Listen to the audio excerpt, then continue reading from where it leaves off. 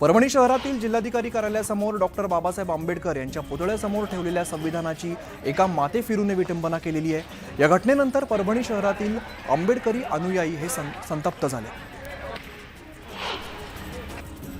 परभणीमध्ये आंबेडकरी अनुयायांनी केलेल्या आंदोलनाला हिंसक वळण लागलेलं आहे। काही आंदोलकांकडून दुकानांची जाळपोळ करण्यात आलेली आहे। यानंतर पोलिसांनी सुद्धा आंदोलकांना पांगवण्यासाठी अश्रुधुराच्या नळकांड्या फोडल्यात। त्यामुळे सध्या परभणीमध्ये तणावपूर्ण शांतता आहे।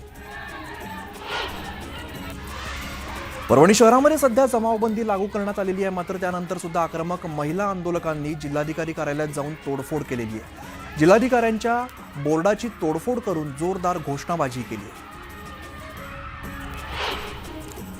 परभणीमध्ये सुरू असलेल्या आंदोलनामध्ये संतप्त जमावाने पोलिसांवर सुद्धा दगडफेक केलेली आहे। त्यामुळे पोलिसांना पळ काढावा लागलेला आहे।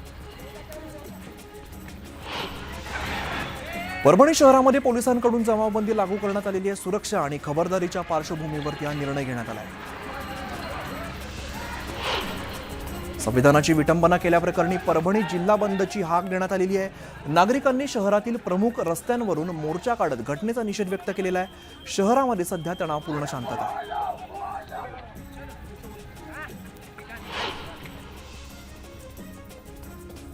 संविधानाचा अवमान केल्याप्रकरणी परभणी शहरात बंद पुकारण्यात आलेला आहे। परभणी जिंतूर महामार्गावरती रास्ता रोको आंदोलन करण्यात आले। आक्रोश व्यक्त करत नागरिकांनी निषेध केला आहे।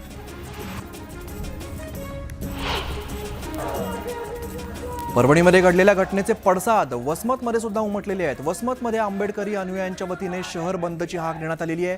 बाजारपेठेमध्ये सर्वत्र शुकशुकाट पाहायला मिळाला आहे। हिंगोलीच्या औंढा नागनाथमध्ये आंबेडकरी अनुयायांनी रास्ता रोको आंदोलन केलंय। परभणीतील घटनेच्या निषेधार्थ नागरिकांनी मोठा मोर्चा काढत रास्ता रोको केलेला आहे। त्यामुळे महामार्गावरील वाहतुकीचा खोळंबा झालेला होता।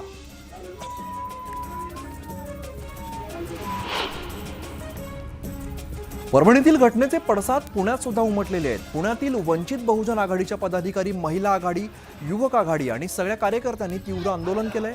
पुणे स्टेशन परिसरातील बाबासाहेबांच्या पुतळ्यासमोर वंचितने आंदोलन केलंय। परभणीमध्ये सुरू असलेल्या तणावानंतर अखेर पोलिसांनी नियंत्रण मिळवलेलं आहे। शहरात मोठा पोलीस बंदोबस्त तैनात करण्यात आलेला असून आंदोलनकर्त्या जमावाला सुद्धा पांगवण्यात आलंय। परभणीतील घटनेनंतर गिरीश महाजन यांनी सामाजिक सलोखा राखण्याचं आवाहन केलेलं आहे। मुख्यमंत्री संपूर्ण परिस्थितीवरती लक्ष ठेवून आहेत। त्यामुळे कोणीही कायदा हातात घेऊ नका, सार्वजनिक मालमत्तेचं नुकसान करू नका असं वक्तव्य गिरीश महाजन यांनी केलं आहे। परभणीमध्ये घटनेबाबत बोलताना संजय राऊत यांनी भडकाऊ वक्तव्य करू नये। ते नेहमीच लोकांच्या भावना भडकवण्याचा प्रयत्न करत असतात।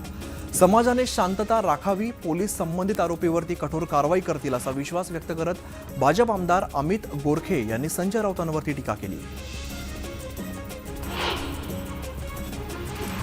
परभणीतील आंबेडकरांच्या पुतळ्याच्या विटंबने प्रकरणातील आरोपी पकडला गेलेला आहे। पण त्यामागे नक्की कोण आहे याची चौकशी झाली पाहिजे असं विधान रामदास आठवलेंनी केलेलं आहे। तर आंबेडकरी अनुयायांना शांतता राखण्याचं आवाहन सुद्धा आठवलेंनी केलं आहे।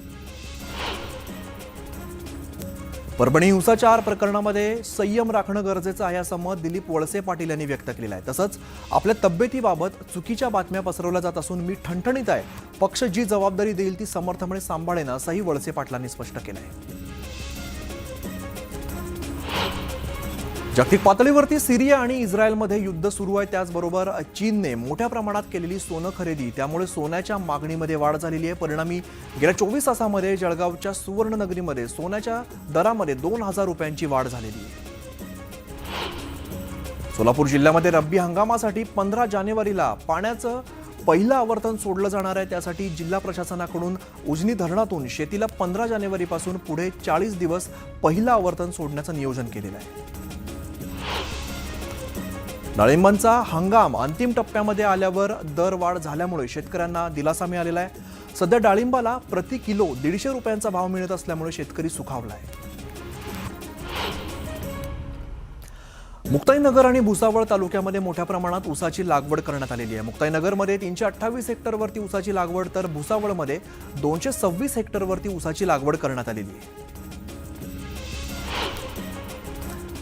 यवतमाळमधील शेतकऱ्यांनी सीसीआय केंद्रावरती कापूस विक्रीसाठी गर्दी केलेली होती।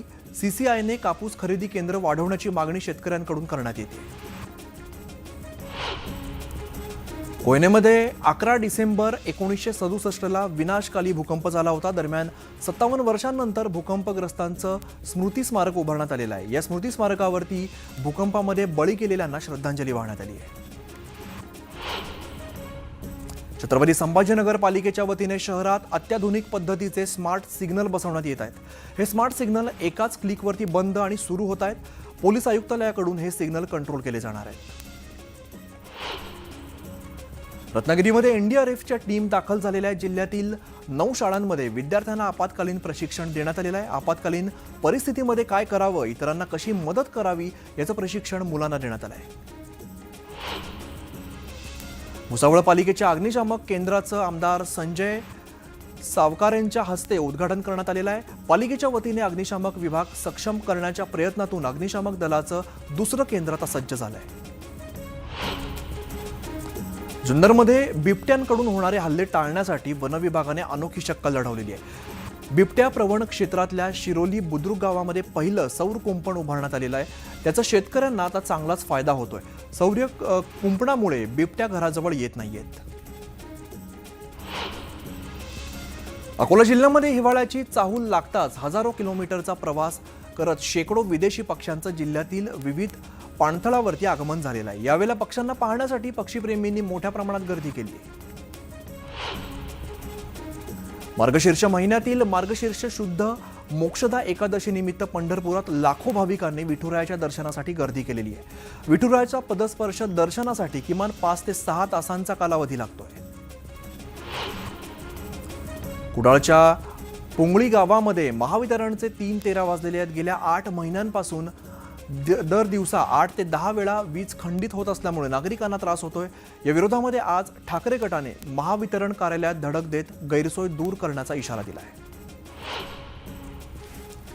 छत्रपती संभाजीनगर महानगरपालिकेने धडक मोहीम सुरू केलेली आहे. रेल्वे स्टेशन परिसरात अनधिकृतरित्या थाटलेल्या 18 अतिक्रमणांवरती पालिकेने कारवाई केलेली आहे. 2 हुक्का पार्लरसह हॉटेल्स आणि गॅरेज जमीनदोस्त करण्यात आले. वसई विरार पालिकेच्या पाईपलाईनचं खोदकाम सुरू असल्यामुळे चंदनसार परिसरामध्ये वाहतूक कोंडी झालेली आहे. पाईपलाईनच्या खोदकामापूर्वी वाहतुकीचं योग्य नियोजन न केल्यामुळे नागरिकांना संताप व्यक्त करत आहेत. मुंबई गोवा महामार्गावरती असलेल्या माणगाव बाजारपेठेमध्ये प्रत्येक शनिवार, रविवार आणि सुट्टीच्या दिवशी वाहतूक कोंडी होत असते आणि वाहतूक कोंडीच्या समस्येमुळे इथले स्थानिक नागरिक, व्यावसायिक तसंच वाहन चालक त्रस्त झालेत. अहिल्यानगर जिल्हा परिषदेच्या इमारतीत असलेली अग्निशामक यंत्रणेची पेटी चक्क तळीरामांची गुटखा, मावा आणि दारूच्या बाटल्यांची स्टोअर रूम ठरलेली आहे. संबंधित आरोपींवरती कारवाई होणार का याकडे आता सर्वांचं लक्ष लागलं आहे. तुळजापूर सोलापूर रेल्वे मार्गासाठी होणाऱ्या सक्तीच्या भूसंपादनाला शेतकऱ्यांनी विरोध दर्शवलेला आहे. फळबागांच्या जमिनींचं व्हॅल्युएशन चुकीचं दाखवून मावेजा कमी दिल्याचा आरोप आता शेतकरी करतायत. सांगलीच्या शिराळा तालुक्यातील हत्तेगाव वाकुर्डे बुद्रुक सिंचन तलावाच्या मजबूतीकरणासाठी सुरू असलेलं काम शेतकऱ्यांनी पुन्हा एकदा बंद पाडलेलं आहे.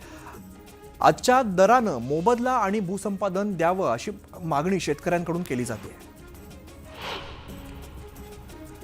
येवल्यामध्ये नायलॉन मांजा विरोधामध्ये पोलीस आता ॲक्शन मोडमध्ये आलेले आहेत. येवल्यामध्ये केलेल्या कारवाईमध्ये पोलिसांनी 29 बंडल नायलॉनचे मांजा जप्त केलेले आहेत. या प्रकरणी दुकानदाराविरोधात गुन्हा दाखल केला आहे. प्रहार संघटनेचे सोलापूरचे शहराध्यक्षला पोलिसांनी तडीपार घोषित केलेला आहे. खंडणी मागणं, दंगा करणं, मारामारी करणं या कारणांवरून अजित कुलकर्णीवरती कारवाई करण्यात आली आहे. बुलढाण्याच्या जळगाव जामोदमध्ये जुन्या जिल्हा परिषद शाळेला माथे फिरूने आग लावलेली आहे. आगीमध्ये शाळेचं मोठं नुकसान झालंय. शाळेतील साहित्य जळून खाक झालंय. इंदापूर तालुक्यातील डाळजगमध्ये 10 ते 12 वाहनांचा अपघात झालेला आहे. ट्रक चालकाने मागून ठोकल्यामुळे 10 ते 12 वाहनं ही एकमेकांवरती आदळली आहेत. पुण्यातील आंबे गावामध्ये महामार्गावरती पिकअप आणि ट्रकची धडक झालेली आहे. या पिकअप चालकाचा जागीच मृत्यू झालेला आहे. 2 जण गंभीर जखमी झालेत. या अपघातामुळे मोठी वाहतूक कोंडी झाली आहे. अलिबागमध्ये हिट अँड रनची पुनरावृत्ती झालेली आहे. भरधाव कार एका गॅरेजमध्ये घुसल्यामुळे अपघातात चालकासह मेकॅनिक आणि 1 जण जागीच जखमी झालेला आहे. 3घांवर सुद्धा रुग्णालयामध्ये उपचार सुरू आहेत. नागपूरहून हैदराबादला जाणारा ट्रक यवतमाळ स्थानिक गुन्हे शाखेच्या पथकाने पकडलेला आहे। तपासणीच्या वेळेला ट्रकमध्ये मोठ्या प्रमाणामध्ये तंबाखू आणि गुटखा आढळून आलाय। पोलिसांनी ट्रक चालकाला ताब्यात घेतलाय। बीडमधील मस्साजोग इथे सरपंचाचं अपहरण करत हत्या करण्यात आल्याने तणावाचं वातावरण निर्माण झालं होतं। या प्रकरणी 2 आरोपींना अटक करण्यात आलेली असून आज मस्साजोग गाव संपूर्णपणे बंद ठेवण्यात आलंय। सरपंच संतोष देशमुख हत्या प्रकरणात स्थानिक पोलिसांवरती विश्वास नसून या प्रकरणामध्ये एसआयडीची स्थापना करावी अशी मागणी आमदार प्रकाश सोळंके यांनी केलेली आहे। मागील 5 वर्षांमध्ये बीड जिल्ह्यामध्ये दहशत वाढलेली आहे। संदर्भात मुख्यमंत्री आणि उपमुख्यमंत्र्यांना कळवलेलं असून बीडमधील कायदा सुव्यवस्था सुरळीत करतील असा विश्वास सोळंके यांनी व्यक्त केला आहे। माजी सरपंचांच्या हत्येनंतर जरांगे पाटलांची प्रतिक्रिया आलेली आहे। जातीवादाचं विष पेरून हत्या करण्याचं काम थांबवा, तसंच कृत्य करून तुमच्यावर वाईट वेळ येईल असं वागू नका असं आवाहन सुद्धा जरांगेंनी केलं आहे। परळी आणि केजमधील अपहरणाच्या घटनेनंतर पंकजा मुंडेंनी चिंता व्यक्त केलेली आहे। या प्रकरणांचा विशेष यंत्रणांमार्फत तपास करण्यासाठी पंकजा मुंडे मुख्यमंत्री फडणवीसांची भेट घेणार आहेत। बांगलादेशात हिंदूंवरती होत असलेल्या अन्यायाविरोधामध्ये श्रीरामपूर इकडे राष्ट्रवादी काँग्रेसच्या वतीने आंदोलन करण्यात आलेलं आहे। यावेळेला पंतप्रधान मोदींनी ठोस निर्णय घ्यावा अशी मागणी सुद्धा करण्यात आली आहे। सोलापुरामध्ये वैराग नगरपंचायतीच्या कारभारामध्ये गैरव्यवहार झाल्याचा आरोप करत माजी पंचायत समिती सदस्यांनी आमरण उपोषण केलेलं आहे। मागील 7 दिवसांपासून उपोषण सुरू असून निधीची चौकशी करण्याची मागणी आता केली जाते।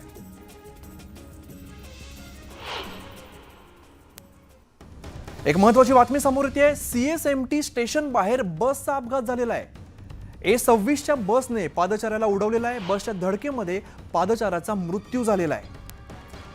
कुर्ल्याची बातमी ताजी असतानाच तो अपघात झालेला असतानाच आता CSMT स्टेशन बाहेर अपघात झाल्याची बातमी समोर येते। आपण दृश्यांमध्ये पाहतोय A26च्या बसने चालत जाणाऱ्या एका व्यक्तीला उडवलेला आहे आणि या बसच्या धडकेमध्ये त्या पादचाऱ्याचा मृत्यू झालेला आहे।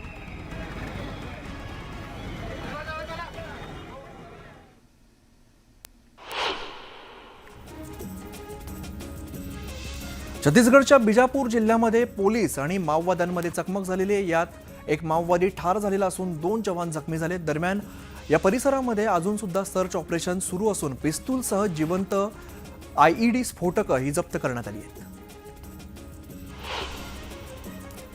जळगावच्या भडगाव तालुक्यामध्ये बस स्थानक परिसरातील अतिक्रमणाच्या कारवाईसाठी एका इसमाने आत्मदहनाचा प्रयत्न केलेला आहे। जिल्हाधिकारी कार्यालयासमोर स्वतःच्या अंगावरती डिझेल ओतत आत्मदहनाचा प्रयत्न केला आहे।